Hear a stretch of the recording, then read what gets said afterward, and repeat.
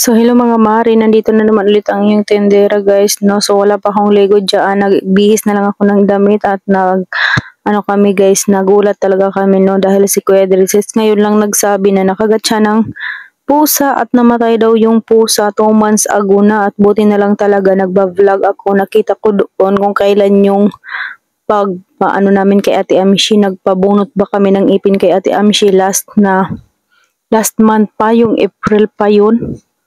Kaya binalikan ko talaga yung aking vlog doon dahil doon yun daw yung araw na nakagat siya at namaga yung kamay niya, tapos nilagnat siya.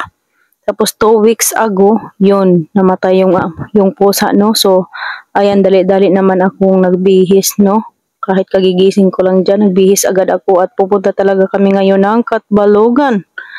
At wala nang patumpak-tumpak pa or paano-ano, no. Pupunta agad tayo sa Katbalogan at magpapa-inject talaga sa anti-rabies, no.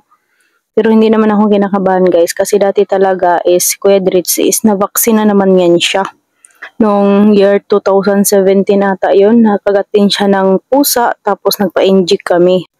Pero yung kinakatakutan ko naman guys, nung sinabi kasi sa amin nag-o-orient dati nung nakagat ka ng pusa or aso, is babalik at babalik kapag nakagat ka ulit o halimbawa man yung hayop na matay, kaya kailangan mo pa ring magpa-inject. So kinabahan ako kasi dahil sabi ni Kuya Drizzt namatay daw yung pusa, kaya ayan no, pumunta agad tayo ng Katbalogan. Buti na lang talaga yung record niya nung nakagat siya ng pusa, pati rin kasi naman ako guys is nakagat din naman ako. Kaya dinala ko rin yung record, no, at mabilis lang din tayo nakakuha ng ating mga record doon sa Katbalogan dahil meron naman kaming record dati. So ayan, at bibili na rin ako ng mga kailangan din dito sa tindahan kasi nga naubos na yung aming mga 4x7 at 5x8 na mga plastic. At saka ayan na nga, ang aga talaga namin umalis, no. 6:00 pa lang talaga guys, umalis na kami kasi nga maraming tao talaga doon sa Malasakit Center. At pipila ka talaga doon, kaya ang aga-aga namin para makapila din kami ng maaga at makauwi rin kami ng maaga. At ito na nga, at pupunta na kami ni Kuya Drizzt, no. Ban yung aming sasakyan guys para mabilis tayong makarating doon sa Katbalogan at pipila pa tayo sa Malasakit Center. At ito na nga, nakasakay agad kami ng van dahil may dumaan pagdating din namin doon. Ayan, van, at ang bilis lang talaga guys, half hour lang yung biyaheng Buray pa Katbalogan, no. At ayan, napupunta na tayo ng Katbalogan at nakapila agad kami doon ni Kuya Drizzt. Kwento ko na lang sa inyo no, nang pumila na kami doon. Ay nako, napakadaming tao, ang aga-aga pa at medyo nag-aaway pa yung iba dyan dahil nga yung nakapilang number is hinahalukay-halukay ng mga tao dyan. Tingnan mo, ang aga-aga pa, ang dami nang nakapila. At nakakainis din kasi guys, kasi yung mga nahuli ay daw na. Kaya yung may isang matanda dyan, siya, yung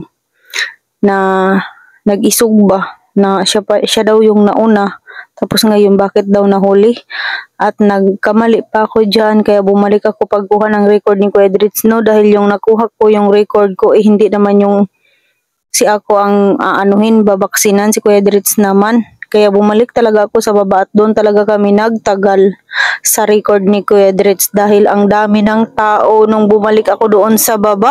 Kaya nabutan talaga kami ng lunch break at bumalik kami ng 1:00, tapos bumili pa kami ng anti-rabies na vaccine dahil nga naubusan sila. Pero okay lang naman dahil may dala naman kaming pambili. Yung isang gamot nga is 1-2. Kaya maghanap ka ng yung kahati mo ba para tag 600 kayo. At buti na lang din yung aming kapitbahay dito is naghati na lang silang dalawa ni Kuya Drizzt at nakabili ako, at buti na lang talaga meron pang stock doon sa aming binibilhan. At ito na nga, fast forward na tayo at pinapasok na si Kuya Drizzt at babaksinan na siya. Ayan na nga guys, yung kanina na bumalik ako dito sa baba at napakadaming tao talaga. Nung bumalik ako doon, nung kinuha ko yung folder ni Kuya Drizzt at buti na lang talaga nakasingit ako. At ayan na nga, at nakauwi na rin kami sa wakas at nakabili na rin ako dyan ng mga plastic.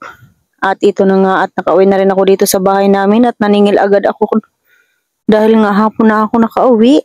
naligo ako guys kasi super init no, at bumili ako ng sulin at saka lasing yung aming driver kaya nag-commute na lang ako. So, ayan, pauwi na ako sa bahay at nakabili din ako ng 2 sakong harina. O siya, hanggang dito na lang yung ating video at maraming salamat.